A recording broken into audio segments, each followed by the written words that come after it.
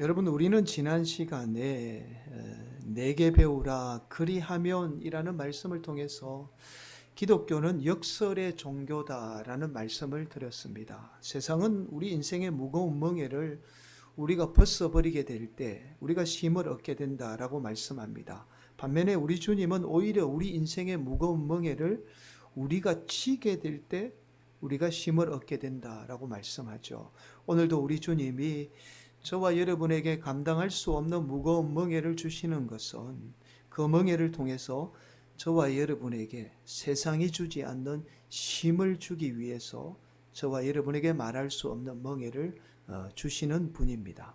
심지어 우리 주님은 저와 여러분의 무거운 멍에를 통해서 이 무거운 멍에를 함께 져 주셔서 그 멍에를 통해서 하나님의 영광을 나타내게 됩니다. 사랑하는 성도 여러분, 오늘도 우리 하나님은 우리 성도들의 무거운 멍에를 통해서 하나님의 영광을 나타낼 줄 믿습니다. 오늘도 그 영광을 나타내실 하나님을 예배하는 복된 성도들이 되시기를 간절히 축원을 드리겠습니다. 여러분, 오늘 본문 말씀에 앞서 본문 말씀의 이해를 좀 돕기 위해서 유대인들이 안식일에 지켰던 이 멜라카 규정에 대해서 좀 살펴보도록 하겠습니다. 좀 길인데 이게 오늘 말씀을 이해하는데 아주 중요한 포인트입니다. 그래서 잘 안 보이실 거예요. 제가 하나하나씩 조금 설명을 조금 드리도록 하겠습니다. 유대인들은 이제 안식일에 총 39가지의 목록을 지키게 돼요. 첫 번째가 씨 뿌리는 것을 금지합니다. 이것은 이제 조레아라고 이야기해요. 두 번째는 코레시라고 해서 밭 까는 걸 금지하죠. 세 번째는 이 코짜이르라고 해서 추수하는 것, 어떤 열매를 따는 행위를 금지합니다. 네 번째는 마마이르라고 해서 거두는 행위를 금지해요. 다섯 번째는 덫이라고 해서 타작하는 행위를 금지해요.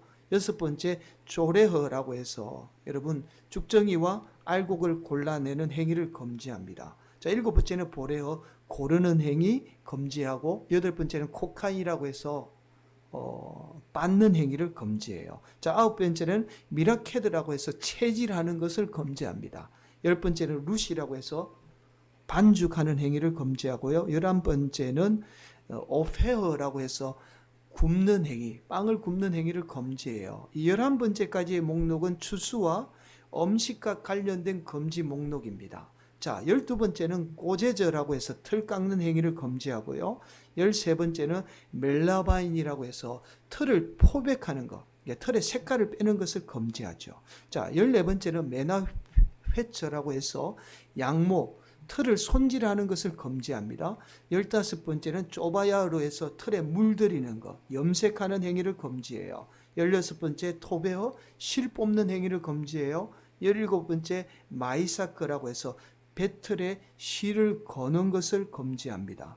18번째는 오세바이트 바타이 레인이라고 해서 배틀에 헤드를 세팅하는 것을 금지해요. 배틀에 보면 이렇게 왔다 갔다 하는 것을 헤드리라 그러는데 이 세팅을 금지합니다. 자, 19번째 오레이그라고 해서 직종하는 것 금지해요. 20번째 이 포짜이아으라고 해서 실 제거하는 것 금지합니다. 자, 21번째 코사이르라고 해서 매듭 매기 금지해요. 22번째 마티르라고 해서 매듭 풀기를 금지합니다. 23번째 토하이르라고 해서 바느질하는 것 금지해요. 24번째 코레아으라고 해서 양모를 찢거나 분리하는 행위를 금지합니다. 이 12번째에서 24번째까지는 실을 직조하는 행위를 금지하고 있습니다.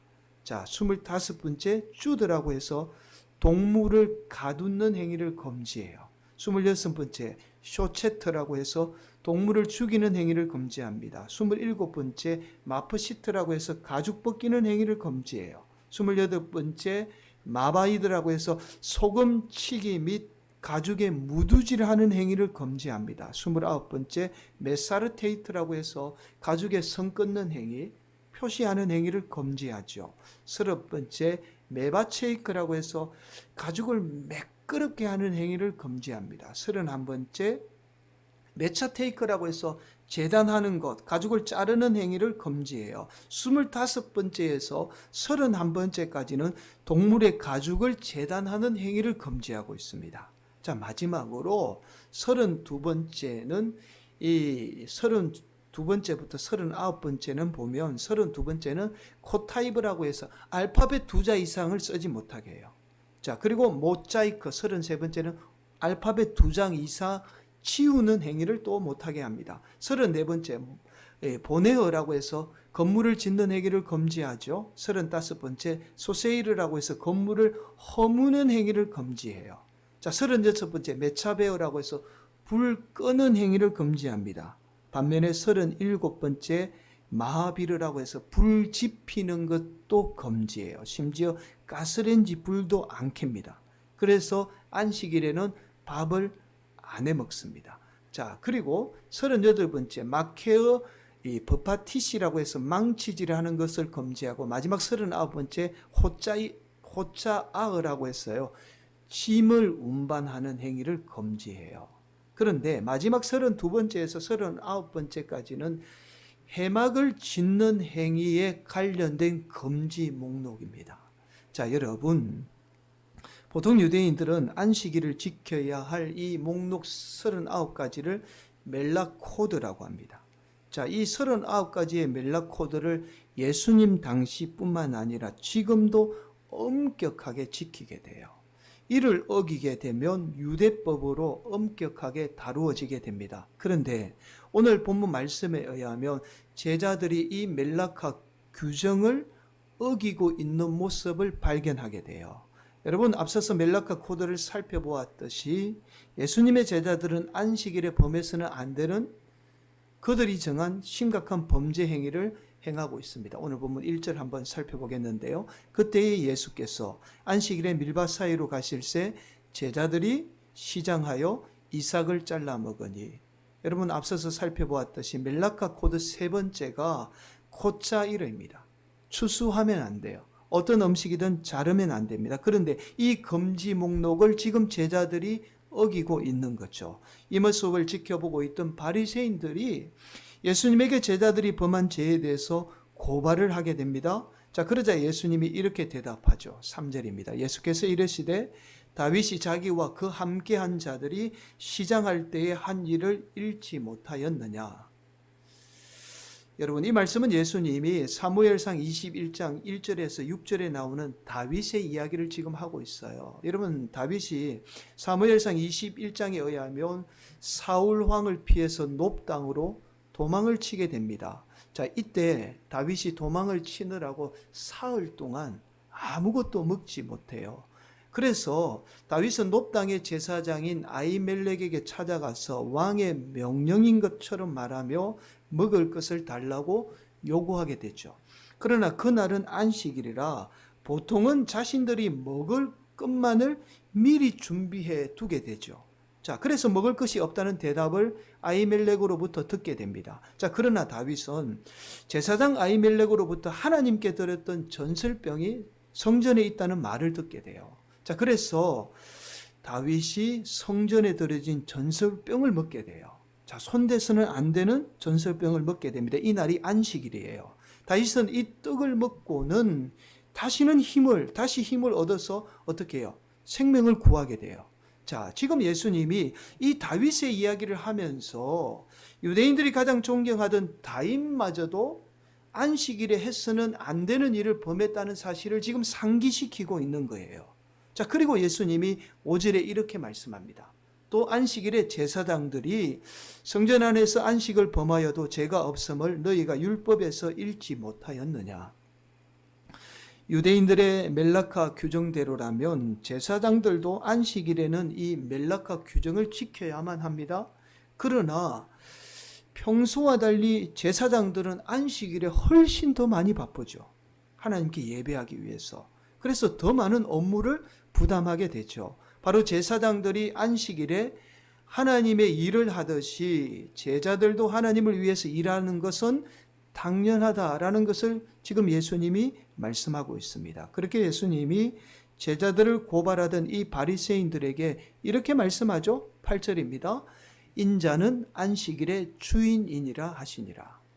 여러분, 예수님이 안식일의 주인이라는 말씀이에요. 여러분, 우리가 이 말씀을 이해하기가 쉽지 않습니다. 그래서 이 말씀이 무슨 말씀인지를 설명해 주는 말씀이라고 할 수 있는 말씀이 바로 이어서 나오는 말씀이죠. 자, 이어서 예수님이 안식일에 회당에 들어가게 됩니다. 그러자 바리새인들이 이번에는 예수님을 고발하고자 한쪽 손 마른 사람을 데리고 와서는 안식일에 이 사람을 고치는 것이 옳은지 아니면 그대로 내버려 두는 것이 옳은지 묻게 되죠.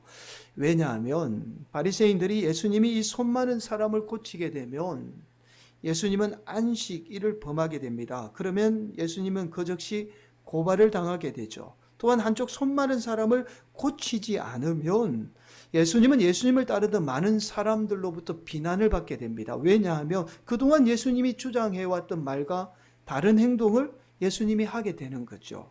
자, 여러분 여기서 우리는 당시 유대인들의 이 안식일 문화를 엿볼 수 있는 자료가 있어요. 바로 예수님 당시 법전인 이 미시나 법전의 샤밧에 의하면 예수님 당시의 기록입니다. 이렇게 기록되어 있어요. 그들은 어린아이의 수족을 곱게 펴거나 부러진 사지를 고정하지 않았다. 손이나 발이 탈구된 사람은 그 위에 생수를 부어서도 안 되었고 평소대로 그냥 씻어야만 했다. 다친 사람이 나으면 다행이고 낫지 않아도 할 수 없었다. 사실 오늘 본문에 나오는 한쪽 손 마른 사람도 치료만 잘하면 충분히 나을 수 있는 사람입니다. 그 사실을 알 수 있는 것이 헬라어 원어상으로 보면 이 손이 말랐다라는 말은 선천적으로 손을 못 쓰는 사람을 말하는 것이 아니라 치료하지 않아서 손을 못 쓰는 사람을 말하고 있습니다. 자, 아마도 우리가 추측해 볼 수 있는 것이 안식일에 다쳐서 치료가 당장 필요했던 사람일 가능성이 크죠. 자, 이런 손 마른 사람을 바리새인들이 예수님에게 데려와서는 예수님에게 고쳐야 되는지 고치지 말아야 되는지 묻게 되었던 거예요. 그러자 예수님이 이렇게 말씀하죠. 12절입니다. 사람이 양보다 얼마나 더 귀하냐. 그러므로 안식일에 선을 행하는 것이 옳으니라 하시고, 여러분 유대인들도 안식일에 양 한 마리가 구덩이에 빠지게 되면 그 구덩이에 빠진 양을 끌어내어서 살려주게 돼요. 왜냐하면 유대인들에게 양은 소중한 자산이기 때문에 물질의 손해가 두려워서 양은 구해주게 되었던 겁니다. 자, 이처럼 안식일에 양보다 소중한 사람을 구하는 것은 당연하다라는 이 사실을 지금 예수님이 유대인에게 말씀하고 있는 거예요. 그리고는 예수님이 그 사람을 고쳐주게 됩니다. 13절이죠. 이에 그 사람에게 이르시되 손을 내밀라 하시니 그가 내밀매 다른 손과 같이 회복되어 성하더라. 예수님이 안식일마저도 범하며 한쪽 손 마른 사람을 고쳐주게 되자 이 모습을 지켜보고 있던 바리새인들이 이때부터 예수님을 죽이려고 의논하게 됩니다.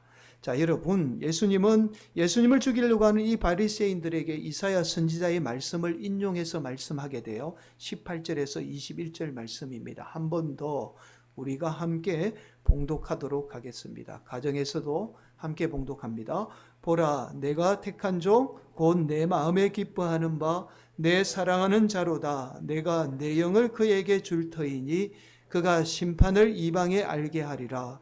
그는 다투지도 아니하며 들레지도 아니하리니 아무도 길에서 그 소리를 듣지 못하리라. 상한 갈대를 꺾지 아니하며 꺼져가는 심지를 끄지 아니하기를 심판하여 이길 때까지 하리니 또한 이방들이 그의 이름을 바라리라 함을 이루려 하심이니라.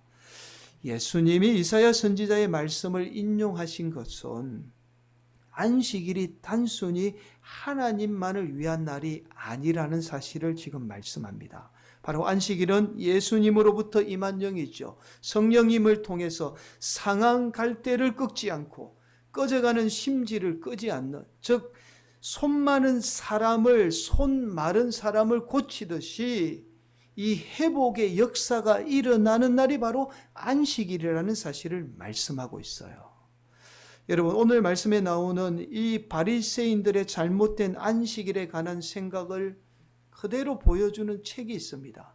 바로 아브라함 헷셀의 안식이라는 책이에요. 여러분, 이 아브라함 헷셀은 이 유대인 신학자입니다. 그런데도 유대인의 잘못된 신앙을 지적하면서 기독교와 유대교의 화합을 위해서 많은 노력을 기울인 신학자입니다. 이분의 책인 이 안식에 의하면 이렇게 말씀합니다. 우리 인간의 문명은 공간을 정복하고 공간을 소유하기 위해서 발전해 왔다라고 말합니다. 인간의 욕망은 공간을 점유하기 위해서 많은 시간과 노력을 기울이게 됩니다. 자, 그래서 우리의 삶의 목적이 공간을 통해서 더 많은 것을 소유하는 데 목적을 두게 되죠. 그러나 우리 인간의 존재의 핵심은 바로 공간의 개념에 있는 것이 아니라 시간의 개념 속에 있다라고 말합니다. 여러분, 시간의 개념에는 소유가 아니라 존재가 중요하죠. 시간 속에 존재하는 그 존재가 중요합니다. 또한 움켜짐이 아니라 오히려 배품이 중요하죠. 또한 지배가 아니라 분배가, 정복이 아니라 조화가 이 시간의 개념 속에는 목표가 됩니다. 자, 시간은 누구나 다 소유할 수 있는 거죠. 인간이 공간을 지배하고 공간의 사물을 얻는 데 유일한 목적을 두게 될 때 인간은 자신의 삶뿐만 아니라 타인의 삶마저도 고통 가운데 몰아넣게 됩니다. 이러한 공간의 개념이 인간의 모든 활동 영역에 영향을 미치게 돼요. 심지어 우리 신앙까지도 영향을 미치게 됩니다. 하나님이 공간 속에 곧 산이나 숲이나 나무나 돌과 같이 특정한 장소에 있다는 공간의 개념의 지배를 받게 되죠. 이때부터 하나님은 특정한 장소에만 매이게 되고 성스러운 공간의 개념이 오히려 인간을 매이게 합니다. 공간이 인간을 지배하게 되죠. 자, 어떤 공간에만 하나님이 있거나 어떤 형상의 신적인 의미를 부여하게 돼요. 그래서 마치 하나님은 영이 아닌 물질의 개념이 되어 하나님을 섬기는 것이 아니라 오히려 그 공간을 인간이 섬기게 되는 거죠. 하나님이 우리에게 안식일을 주신 이유가 바로 공간을 소유하려고 애썼던 엿새 동안의 이 인간의 속물근성과 욕심 그리고 수고와 멍에를 내려놓기 위해서 안식일을 정하신 거예요. 그래서 안식일은 단순히 우리 인간이 쉬는 날이 아니라 하나님이 창조하신 것 중에 가장 마지막 작품이자 창조의 목적이다라고 말합니다. 자, 그러면서 이 책은 아주 의미 있는 이야기를 해요. 이렇게 이야기합니다. 우리가 안식을 통해서 공간의 개념에서 벗어나게 될 때 우리는 영원한 시간의 개념 속에 들어가게 된다. 결국 하나님은 영적인 존재이고 영원한 존재이기 때문에 우리가 안식을 통해서 영적인 존재인 하나님을 만나게 되고 그 하나님을 만날 때 진정한 회복이 일어나게 된다. 여러분, 바로 오늘 본문의 바리새인들이 안식일이라는 이 시간적인 개념을 공간의 개념으로 바꾸어 버린 거예요. 자신들이 만든 율법이라는 공간의 개념 안에, 인간이 만든 율법이라는 공간의 개념 안에 안식을 가두어 버린 거죠. 심지어 자신들이 만든 율법을 통해서 하나님마저도 그 공간 안에 가두어 버린 겁니다.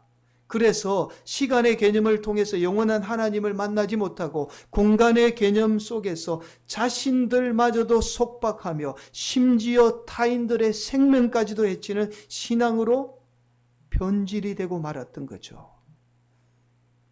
여러분, 앞서서 우리가 멜라카에서 살펴보았듯이 안식일은 해막과 밀접한 관련이 있습니다.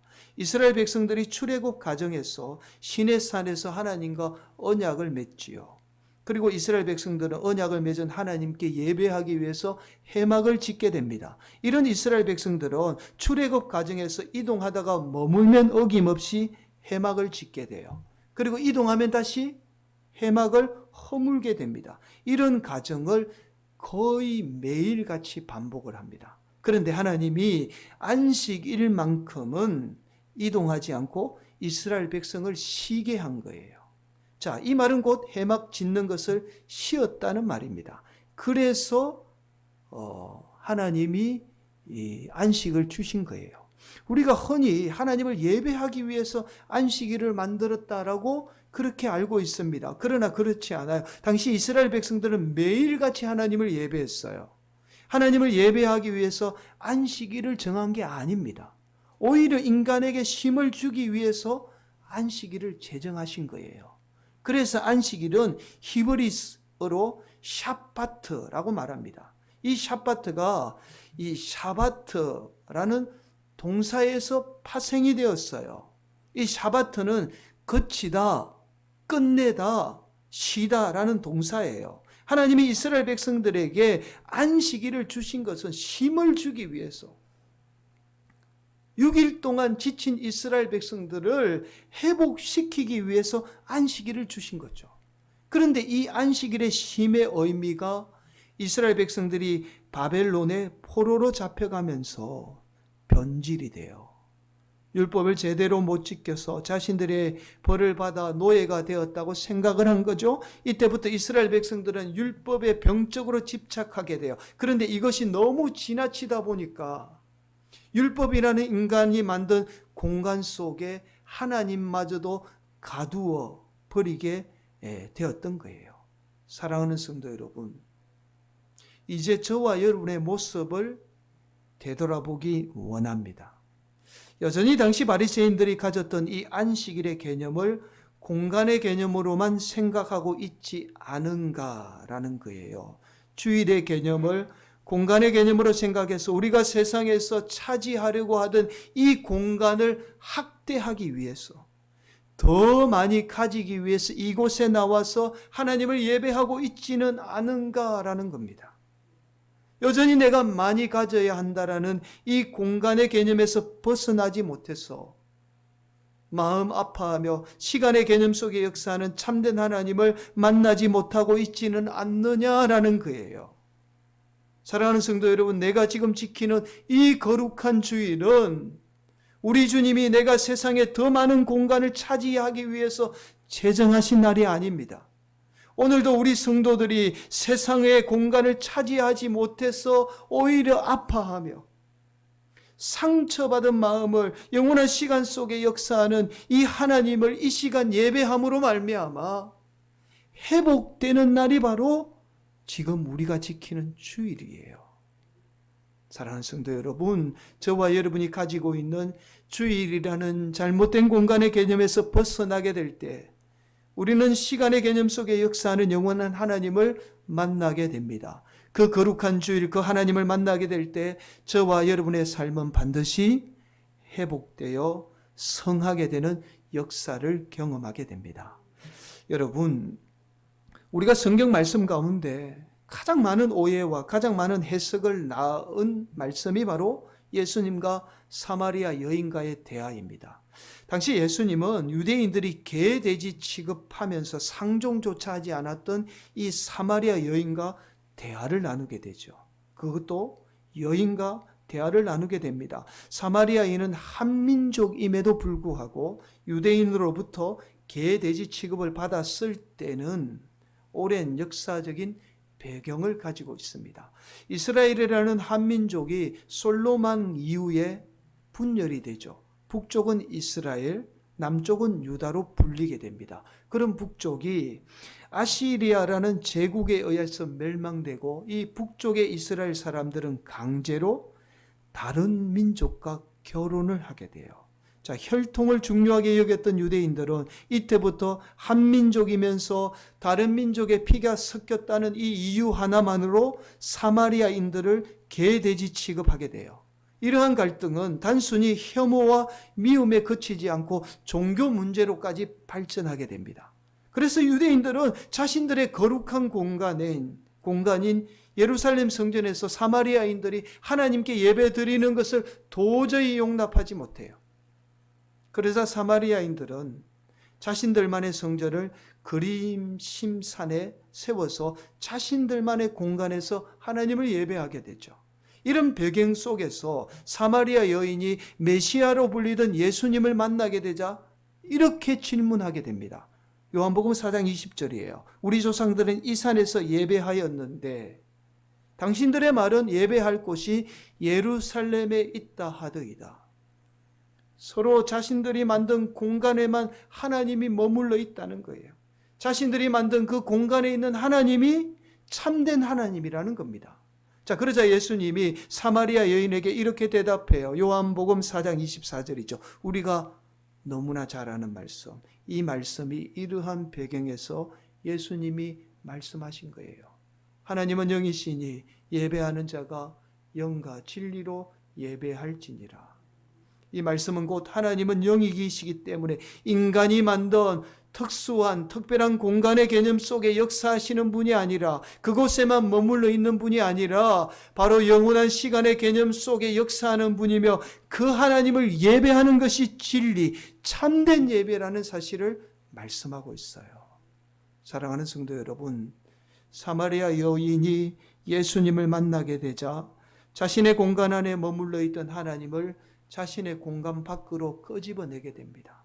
그렇게 사마리아 여인은 예수님을 통해서 참된 하나님을 만나게 되죠. 그러자 사마리아 여인이 가지고 있었던 남편으로부터 버림받았던 상처와 아픔이 회복되는 역사를 경험하게 돼요. 심지어 사마리아 여인은 자신이 만났던 예수님을 사마리아 땅까지 전하게 됩니다. 그러자 공간의 개념 속에 머물러 있던 상처만이 난무했던 그 상처의 땅인 이 사마리아 땅마저도 회복되는 역사가 임하게 돼요. 사랑하는 성도 여러분, 오늘도 저와 여러분이 가지고 있는 공간의 개념에서 벗어나게 될 때 우리는 영원한 하나님을 만나게 됩니다. 신앙생활 열심히 해서 내가 더 많이 가져야 하고 내가 더 많이 누려야만이 하나님으로부터 복을 받는다는 이 잘못된 공간의 개념에서 벗어나게 될 때 우리는 이 예배를 통해서 참된 하나님을 만나게 돼요. 이 예배를 통해서 그 참된 하나님을 만나게 될 때 오늘도 우리의 상처와 아픔은 회복되어 성하게 되는 역사를 경험하게 됩니다. 오늘도 우리 성도들이 참된 하나님만을 예배함으로 내가 많이 가지지 못한 이 공간의 개념에서 오는 상처와 아픔, 심지어 여러분의 육신의 연약함마저도 회복되어 성하게 되는 놀라운 역사가 임하기를 예수님의 이름으로 간절히 축원을 드리겠습니다.